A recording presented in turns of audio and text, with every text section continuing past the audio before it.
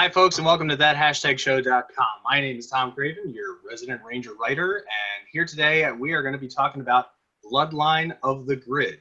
I have two wonderful, fantastic people here with me. All right, you can see we've got the incomparable D.J. Rivers. You might know him from different shows on ABC, CBS. You've even seen him here on That Hashtag Show. He's even been a special guest star on MMPR Toys. But most of you around the Power Rangers Buyers, Traders, and Sellers page know him as one of the awesome admins. Over here, I don't think this guy needs any introduction. I believe you've seen him once or twice before. Let's see, he is the man who killed Zordon. He is the first non-earthly ranger. It is Christopher Khayman Lee, Andros, the Red Space Ranger. Hell yeah. I like that he's the guy that killed Zordon. We'll just start with that. Yeah. Okay. There was like no build up to that whatsoever. No, I'm just joking. So guys, thank you so very much for joining me today.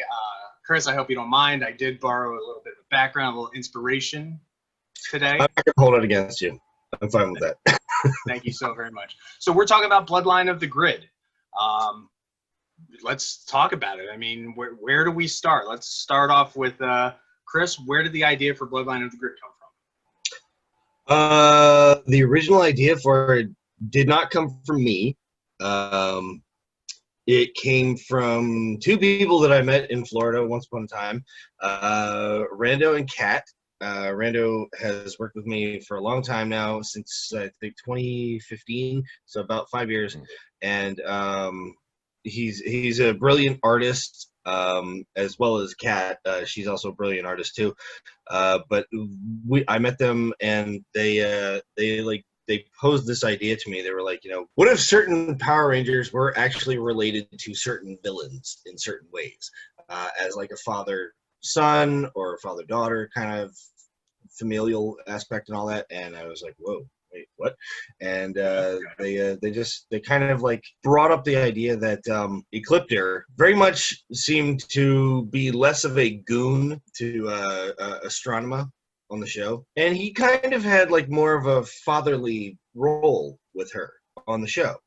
If you look at like the way that he would talk to her and all that stuff, then you would see that, he kind of talked to her more like a dad would talk to a daughter. And she was, Astronema was, she was Andros' sister. So if he was her father, then that would mean that he was his father.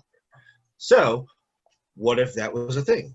So we just kind of like started building off of that idea, and it was like, oh wow, one of the Power Rangers might actually in some way be related to one of the biggest bad guys that they ever had. So it's like, wow, where do we go with that? And also, this show was already like Star Wars enough. Holy crap, how are we making it even more like Star Wars, So yeah, that's kind of where that all started. It was just like an idea that was just bouncing around in everybody's head, and we just started building off of that. Now you're speaking about family and everything, and trying to talk about the legacy of Rangers.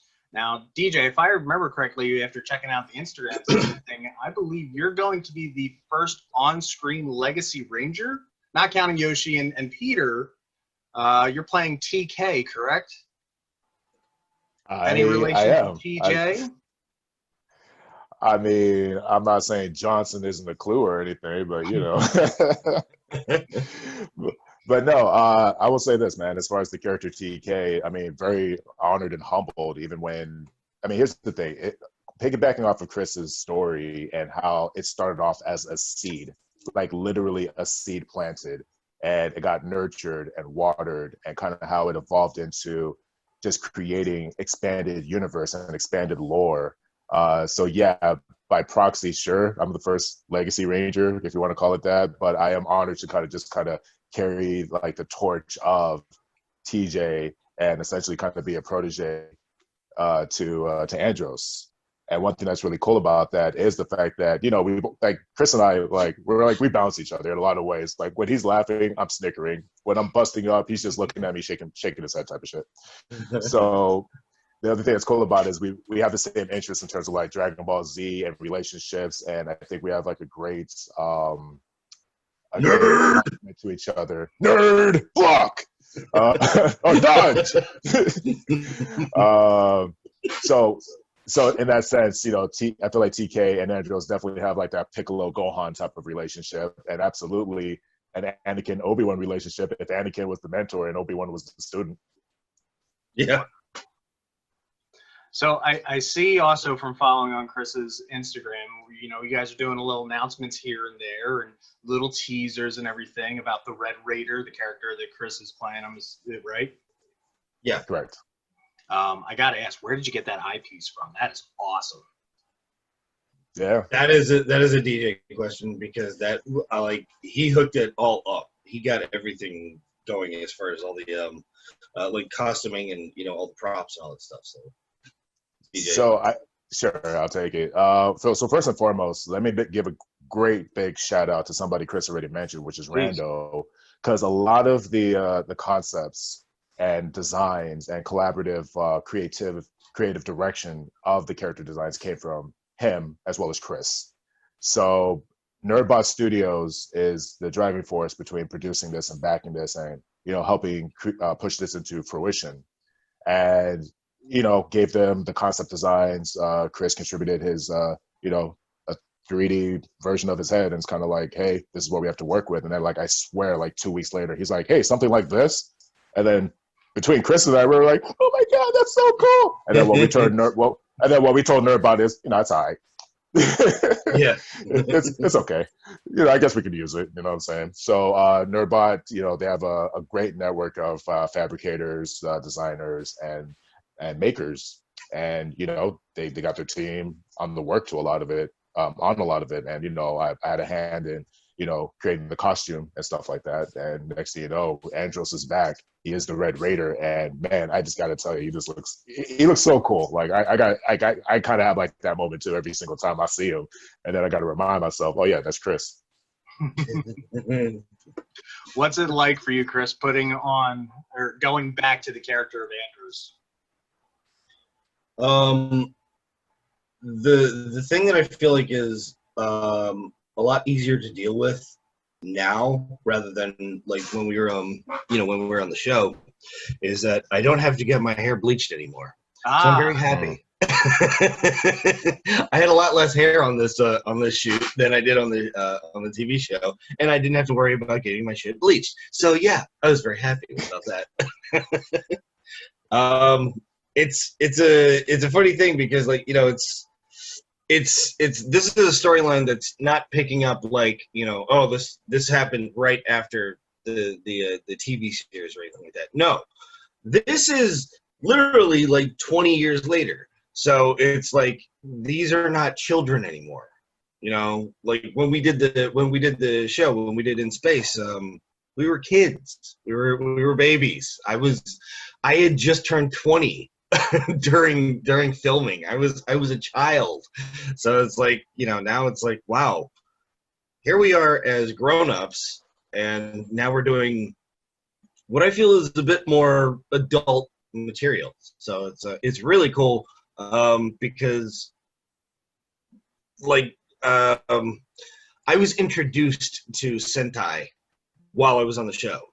The stuntmen, they actually showed me footage from Mega Ranger, and they were like, this is your Japanese counterpart. This is Kintadate, and and they showed me all this footage, and I was like, this is actually a very mature show.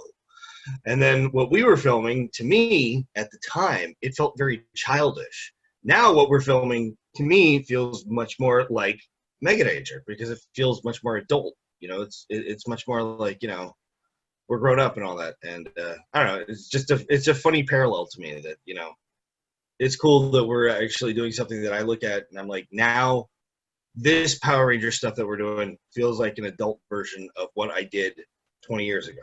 So definitely. And just to piggyback off of what he said, I mean, first of all, funny story about the hair situation. At one point, conceptually, we were thinking about kind of paying homage to his, the former version of Andros by giving him extensions or making it long. And then eventually we just scrapped the whole idea. Dude, just rock the mohawk. Yeah. It works. It kicks ass. This is completely a misdirection, evolution of this character. Let's just go all the way. He doesn't need long hair. Let's Chris, you are Andros. Andros is Chris. You know what I'm saying? That's all there is to it. You can't And like one get thing, frosted Chris, tips or something? What's it? what was that? Frosted tips maybe on the mohawk. Just, Oh God. Yeah, we're good. We'll leave that to the instinct and stuff. But no, but here's the other thing too. One thing that Chris was adamant about too was the fact that, hey, let's make this the next step. Let's not try to replicate Power Rangers. Like, we're not shying away from the words kill as opposed to destroy. You know what I'm saying? We're not shying away from, action being action versus just like, oh, you can't hit anybody in the face. You know what I mean? So if respectfully, if Power Rangers in Space was like, and I'm not making a terms of quality or reception comparison, but if Power Rangers in Space was like episode 1 in Star Wars, this is like episode 4. There's a huge gap before we get to where we are now in Bloodline. And also there's a lot of unknown as far as where we're going from here. So there's a lot of referencing of stuff that happened off screen. Just one of my favorite things about episode 4 is Ben Kenobi talking about the Clone Wars. Before it was completely introduced to us, that left the imagination so open between what happened while Anakin was a good man versus the dark times with the Empire. And you kind of fill in the dots along the way. And I think that's always fun, being able to jump both aspects and, explore both aspects and still gear a lot of stuff to the imagination. Now, you said that Rando Rando and Kat came up with the idea, the seed, as it was. Yeah. Are they helping with writing the story? Chris, are you taking your comic book background and helping writing the scripts? Where's the script and writing and everything coming from?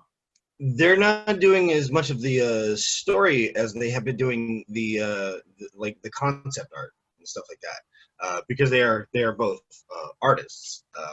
Rando is a brilliant artist as well as an inker and all that, and Kat is a beautiful colorist and all that stuff. So he's done like a ton of concept art. Like, this all started with like concept art that was just stuff for me, and then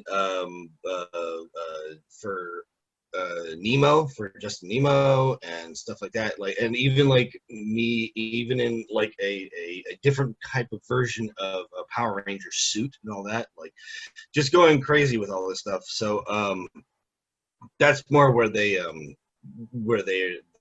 like putting their focus in, is just like the concept art and all that. So, but that in itself tells a story. You look at it and you see how different it is from the way like these characters look now and what we looked like 20 years ago in space. So it's like, whoa, there's a little bit of a tonal shift. Well, I do want to stress, and I do. Oh, I'm sorry, dude. I do want to stress too that the thing is, we're all part of the production team. You know what I mean? So we talk shop all the time. Chris and I are always talking ideas, as well as Elvin from Nerdbot Studios. There's a lot of hands in the pots, but like Kat and Rando are absolutely part of the production team, especially like Chris said, in terms of concepts and design, because they're so talented. But in terms of idea bouncing, like we're all like one big collective production team and family as well. Beautiful. That's when it's cohesive like that really shows on screen. We eat that stuff up in the Ranger fandom. Yeah, man. Yeah. So you spilled the beans a little bit, because I know he was the most recent person you announced on your Instagram, but Zane is coming back? Yeah, we're thinking about it. Maybe, possibly. Yeah. I'm hard nodding, and he's like, yeah, maybe. I mean, oh wait, my bad.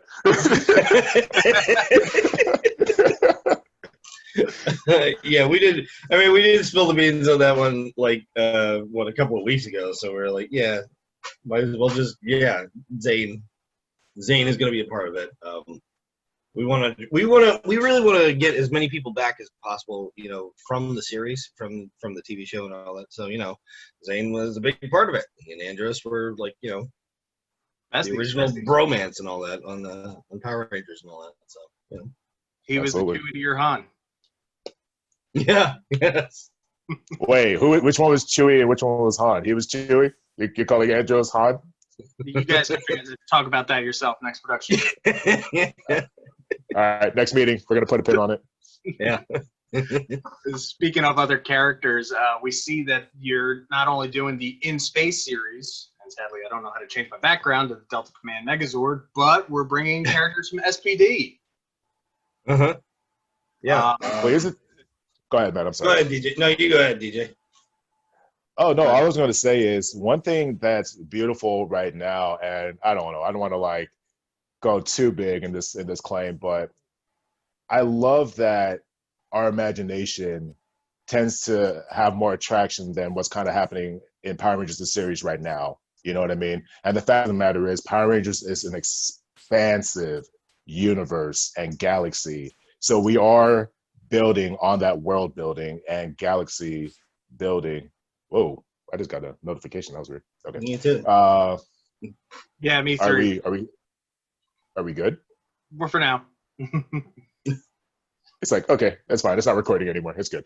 But Power Rangers is such a huge universe that, SPD absolutely exists in continuity. In space absolutely would evolve into, in fact, even in the SPD season, they referenced KO-35 and how the first A-Team was related to that. And I think that's beautiful. Boom Studios, the comic books, have done a phenomenal job in terms of bridging that connective tissue as well. So absolutely, SPD is a presence, and why wouldn't they? Because they are a branch of the military force, and we are utilizing. We are not thinking of this just as fans, but as storytelling and what makes sense. And it is very much Star Wars. It really is all the template with its own identity, of course, but it is every template there is in terms of it being such a huge, untapped, not contained season. So of course you're going to get different crossovers. Of course you're going to get different dimensional interference and time travel, and basically sky's the limit. I think that's the most beautiful thing about it. Mm-hmm. And I really like to see how the picture you had on Instagram, how Sam somehow has this guy's weapon. I know, weird, right? It's like you can find that stuff anywhere now. Yeah, seriously. And then you're bringing back Nova and Nemo. I mean, I'm really, really looking forward to all this stuff coming out. It's so with everything going on with the coronavirus and everything. How has it affected you guys? As far as we're doing this, but I live on the East Coast. You guys are on the West Coast. That's one thing. But how has it affected production? The production that we filmed when we did our stuff on Bloodline, it went by very smoothly. It was very easy and all that. It doesn't make it that much easier to have to, all the social distancing and all that stuff. That certainly does not make things easier. A little bit of pain in the butt, but I mean, it's something that we got to deal with. So what the hell?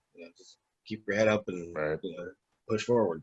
I don't know. I think it's definitely given us time to evaluate the next step as well.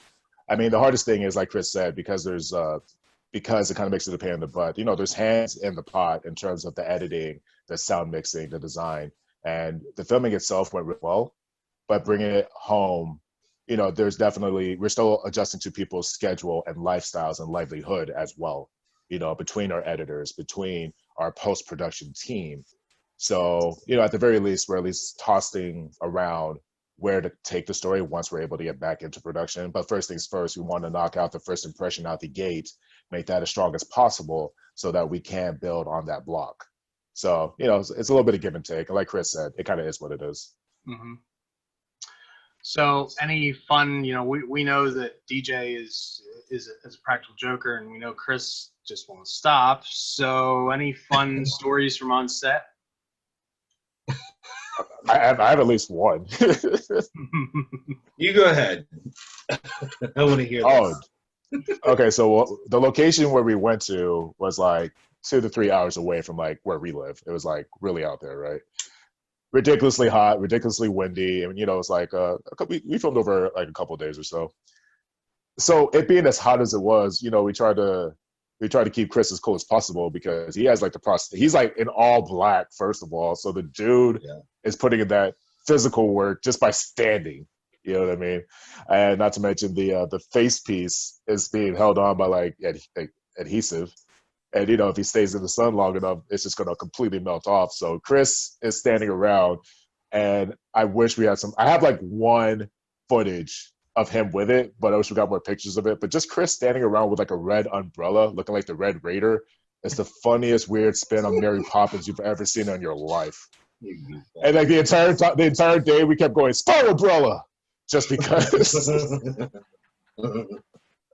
And we couldn't stop saying it because every time he whipped it out, it just like, you know, unleashed the beast. It was like Spy Umbrella, and you just see him, Mary Poppins, just standing there looking like a badass with an umbrella. I thought that was great. How about you, Chris? It was really hot. That was what I was focusing on. And like DJ said, I was wearing head to toe black. I believe I had something like 5 layers of clothing on, and we were probably in 120-degree weather. So I really didn't focus on making jokes or anything like that. I focused on just not melting myself. So that's what I was doing. Nice. Chris was a trooper. Like 100% Chris was a trooper. I'm not even going to front. Like he had to exist to live. Wonderful. So before we get this all wrapped up, where can everybody find you guys on social media, or where can they follow Bloodline? Where can we get our information? We need a fix, man. Well, when you put it that way. Yeah. Wow. Well, you can follow me easily. The easiest place is on Instagram. That's just Christopher Khayman Lee. And I post stuff like pretty regularly off my page. That's Bloodline, the Grid related. But DJ, you want to jump in? Sure. Sure. I'm mainly on Instagram. I do have the Facebook page, but you know, Facebook's kind of weird. You can find me at DJ.2.Rivers, like the little periods, or you can just go to Chris's page. I'm sure I'm in like one of his posts somewhere, and you can probably just find a tag of me and you know, say hi, say what's up. Let us know what you think. And then also NerdBot Studios, they're pretty consistent about posting updates as well. So between that, follow Christopher Khayman Lee. Follow his Twitch stream as well. I mean, Lord knows, you get him drunk enough, he'll probably spill the beans on everything. So there's that. That's entirely possible. Yes. I'm just saying, it's a good time. But all kidding aside, it's a good time. Support the homie because it's always great.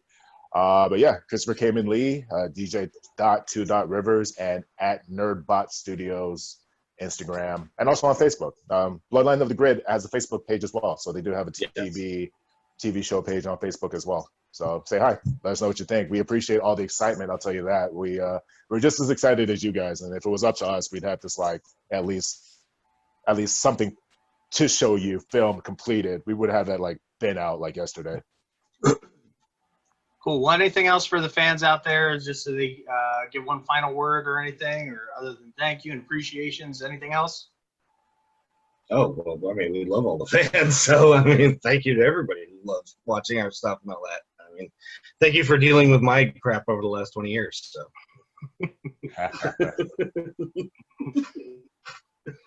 Oh no, that same thing. I'm pretty much the same boat. Thank you for dealing with his crap for the last 20 years. Yes, well said. Thank you. And thank you, Chris, because if it wasn't for your crap, I wouldn't be able to do this today. See, it's good. It's good crap. We like your crap. Okay, yeah, that's the point. I do my best. Thank you so much, guys, and thank you so much, everybody out there on that #show.com. We appreciate you watching. Make sure to stay tuned to that hashtag show for everything trending in geek pop culture.